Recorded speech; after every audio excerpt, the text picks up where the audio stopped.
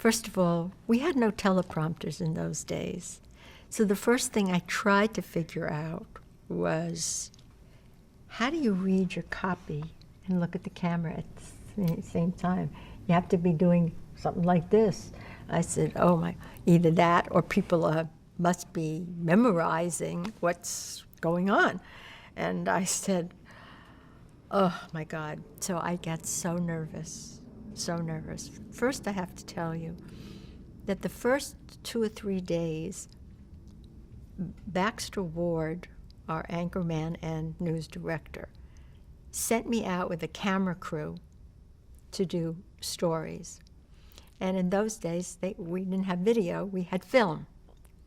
And so for the evening news, the film had to go into the tank to get processed. On the first day, it got lost. They couldn't fish it out. They couldn't do something. So they managed to piece together something. It was so stupid. It was ridiculous. I said, well, they'll call me tonight and tell me not to come back. And the second day, the same thing happens. Went into the tank. That was the end of it. On the third night, Baxter was so upset. He said, Rona, how'd you like to come in and do the news live with us? And I said, live? He said, yes, live. He says, I'll expect you here at 10 o'clock. You have to prepare for the evening at 11. And that was it. So the first night that I was on the air, I had I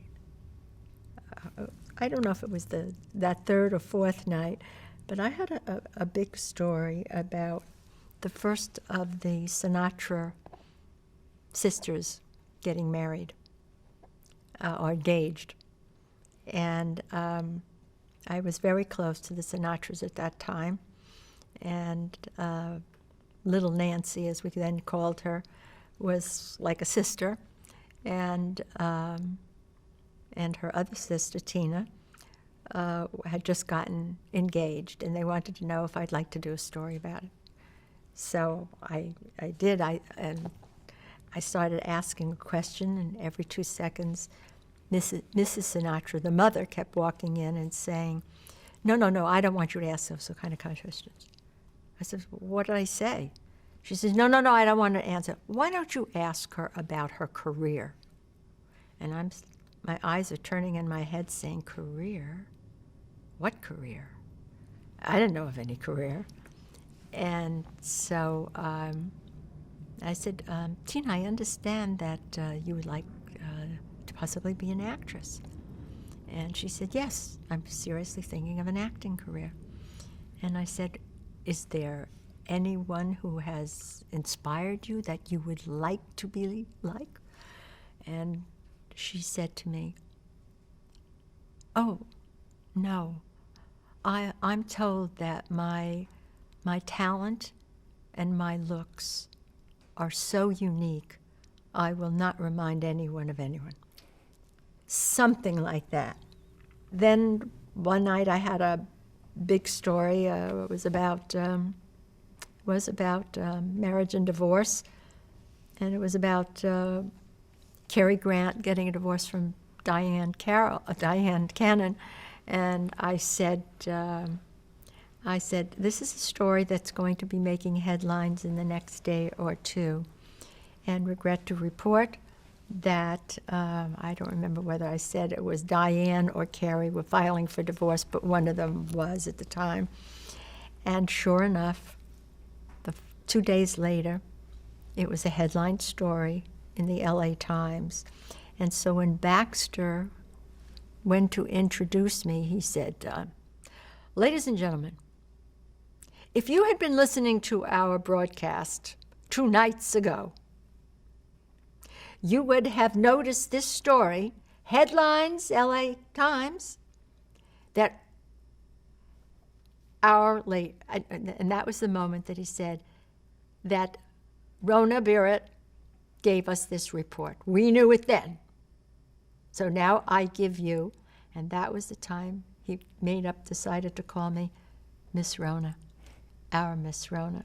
He was a Southern gentleman, and it was his way of his expressing that I had joined the group. That if LA Times used the story, it was just as worthy to be on his news as well. That was the job that I had, to cover the big stories that were happening in young Hollywood, et cetera. And that sort of was the real beginning. Those couple of stories were the ones that